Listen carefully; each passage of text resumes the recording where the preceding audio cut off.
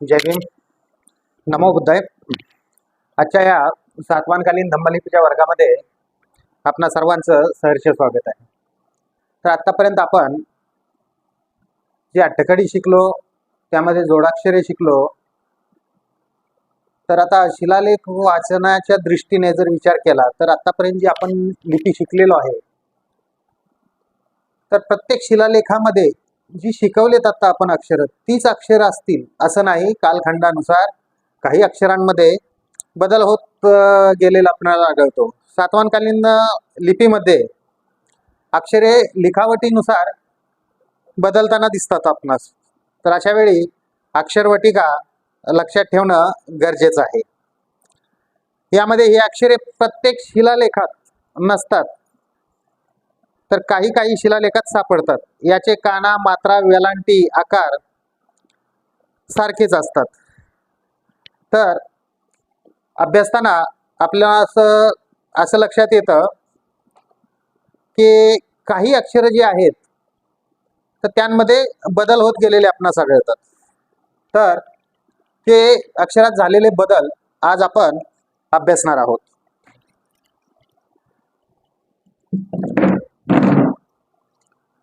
तर सातवानकालीन धम्मलिपीमध्ये आपण जो क अभ्यासला,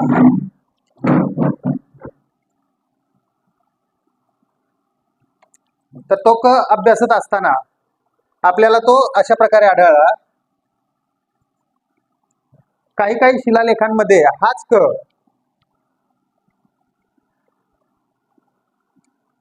अशा प्रकारे बी आढळतो. त्यानंतर जे स्वर आहेत ते स्वर सुद्धा बहुतेक त्याच पद्धतीनं जसं आपण शिकलेलो आहे त्याच पद्धतीने आढळतात. मात्र व्यंजनांमध्ये कचा दुसरा एक प्रकार आढळतो, तिसरा. तो ही रेष अशी थोडी वक्र आहे आणि हे अशा प्रकारे बी क आपल्याला आढळतो. त्याप्रमाणे ख,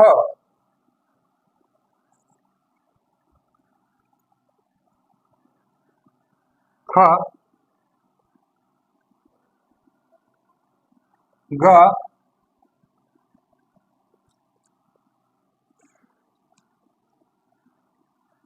आणि घ. तर घ मध्ये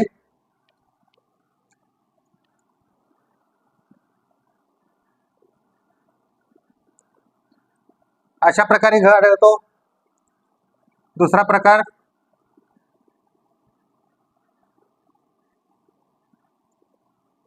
अशा प्रकारे बी घ आढळतो. आणि काही काही शिलालेखांमध्ये या घच्या तिन्ही रेषा एक समान आहेत. त्यानंतर स,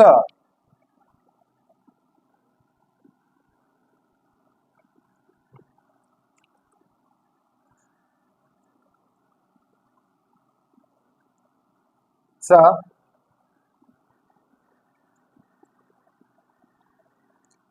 छ,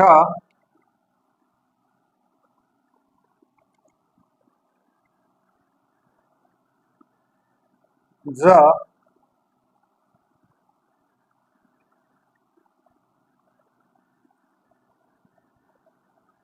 झ,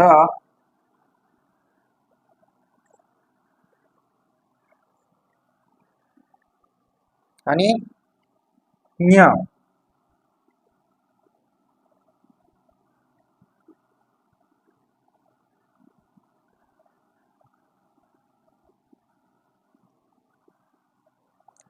त्यानंतर ट,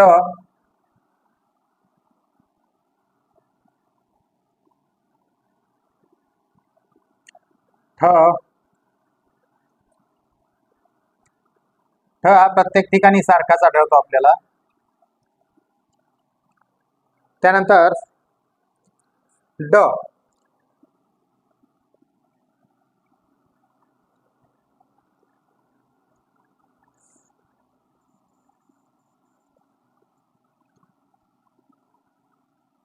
ढ,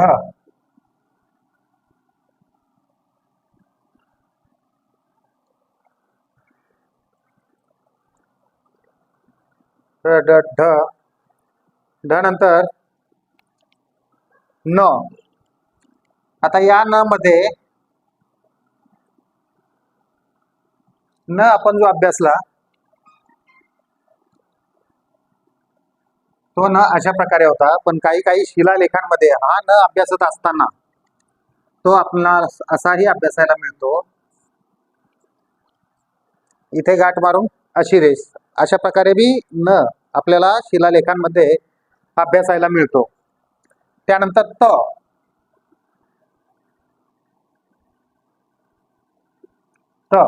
तर त आपण अभ्यासत असताना तर आपण अशा प्रकारे अभ्यासला आहे. मात्र हा त शिलालेखांमध्ये आपल्याला असाही अभ्यासायला मिळतो. असाही तर आपल्याला शिलालेखात अभ्यासायला मिळतो, असाही तर शिलालेखात अभ्यासायला मिळतो. तर आपण वाक्यरचनेनुसार हे ओळखू शकतात. त्यानंतर थ.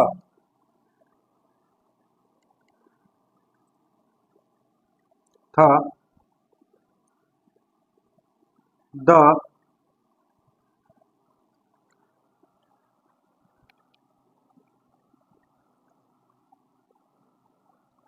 ध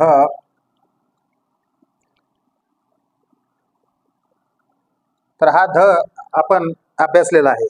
मात्र काही शिलालेखांमध्ये ध हा असाही अभ्यासायला मिळतो किंवा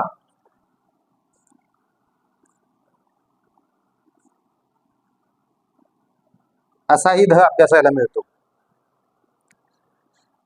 त्यानंतर न. हा जो न आहे तो आपण अशा प्रकारे अभ्यासलेला आहे. मात्र काही शिलालेखांमध्ये न हा आपल्याला असाही अभ्यासायला मिळतो.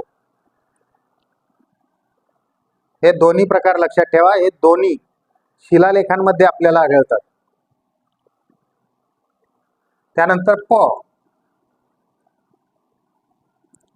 प अभ्यासत असताना आपण अशा प्रकारे प अभ्यासलेला आहे.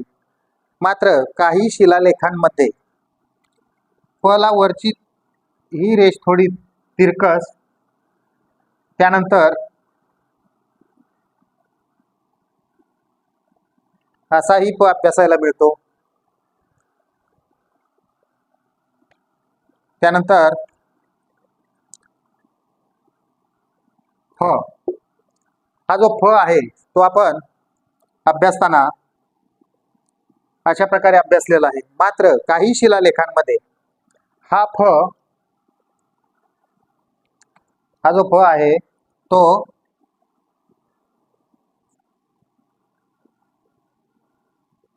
अशा प्रकारे अभ्यासायला मिळतो. परत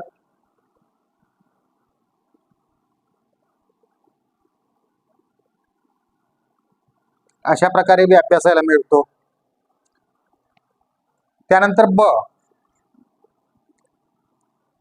ब हे सर्वसाधारण आपण ज्या पद्धतीने अभ्यासलेलं आहे त्याच पद्धतीने आपल्याला शिलालेखांमध्ये अभ्यासायला मिळतं. त्यानंतर भ.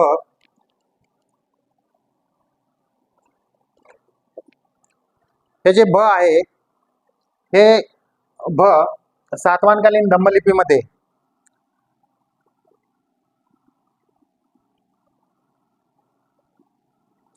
या प्रकारे आपण अभ्यासलेला आहे. मात्र शिलालेखामध्ये अभ्यास करताना ते अशा प्रकारे बी आपल्याला अभ्यासायला मिळते. त्यानंतर य. याचा अभ्यास करत असताना आपण सातवाहनकालीन धम्मलिपीमध्ये य हा अशा प्रकारे अभ्यासलेला आहे. मात्र शिलालेखांमध्ये हा य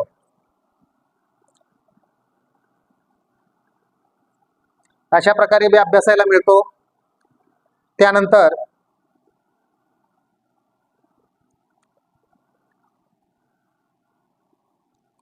तो अशा प्रकारे बी अभ्यासायला मिळतो.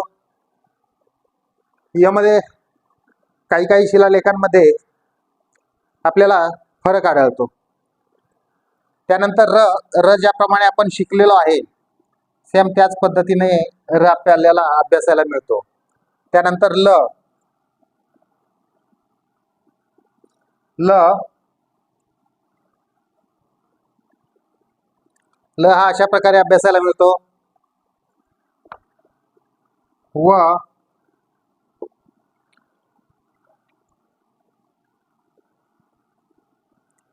व त्यानंतर स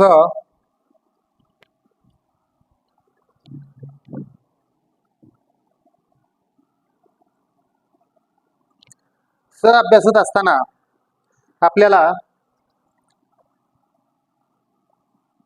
आपण शिकलेलो स हा सातवाहनकालीन दंभलिपीमध्ये स मध्ये बरेच ठिकाणी आपल्याला तफावत आढळते. स च्या लिखाणामध्ये काही ठिकाणी स हा असा लिहिलेला आढळतो, तर काही ठिकाणी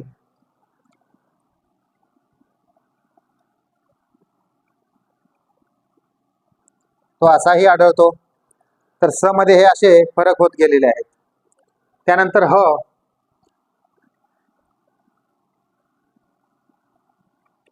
तर ह अभ्यासत असताना आपण ज्या पद्धतीनं ह अभ्यासलेला आहे हा ह बी आढळतो. त्यानंतर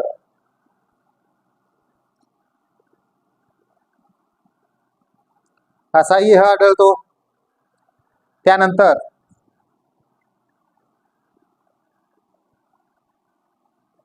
असाही ह आढळतो.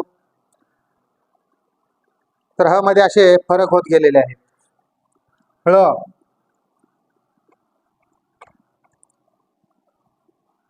ळ तर हे अशा प्रकारे या शब्दांमध्ये शिलालेखांमध्ये बदल झालेले आपणास आढळतात. तर आपल्या शब्दवाटिकेमध्ये हे जे दिलेले शब्द आहेत हे लक्षात ठेवा, कारण हे शिलालेख वाचण्यासाठी आपल्याला उपयोगी पडणार आहेत. जय भीम, नमो बुद्धाय. दिलेल्या शब्दांचा सराव करा आणि अभ्यास ग्रुपवरती तपासण्यासाठी पाठवा.